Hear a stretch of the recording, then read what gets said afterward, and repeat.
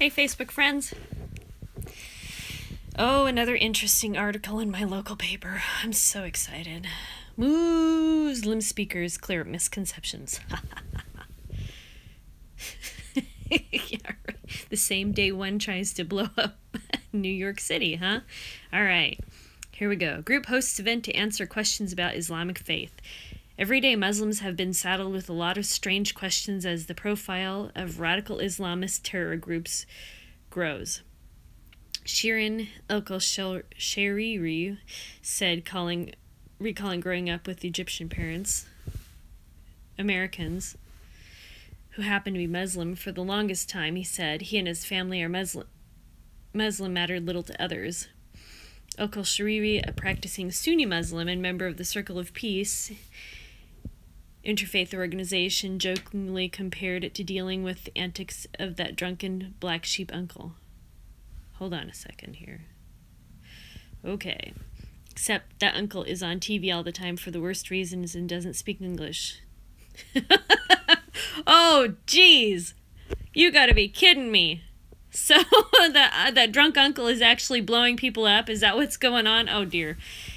And continuing, we have our drunk uncles, meaning the ones that drive the trucks of peace, and that's exactly who we're going to talk about, he said.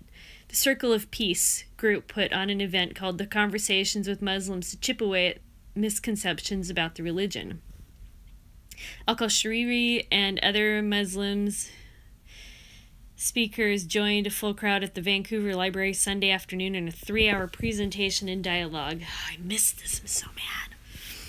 That ranged from the history of early Islam to the late 20th century geopolitics to where that 72 virgins, greeting martyrs in heaven concept comes from.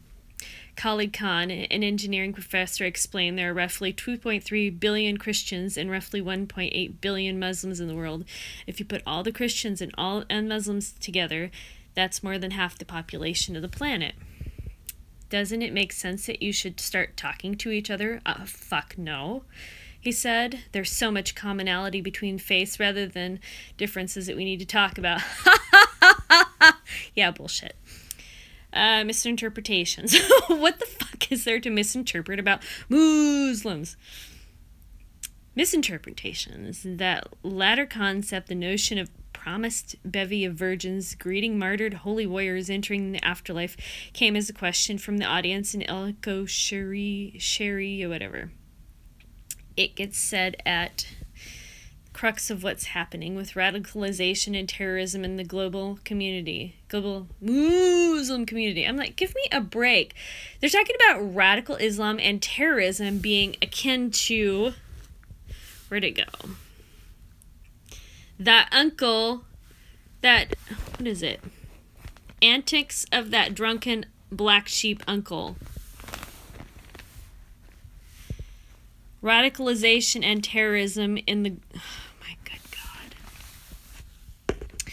Among the other snake oil ideas, radical and violent Islamist group peddle, oh geez Louise, he said, is the idea those engaging in jihad will get some kind of prize after death beyond the surface level of mistranslation of chaste or virtue.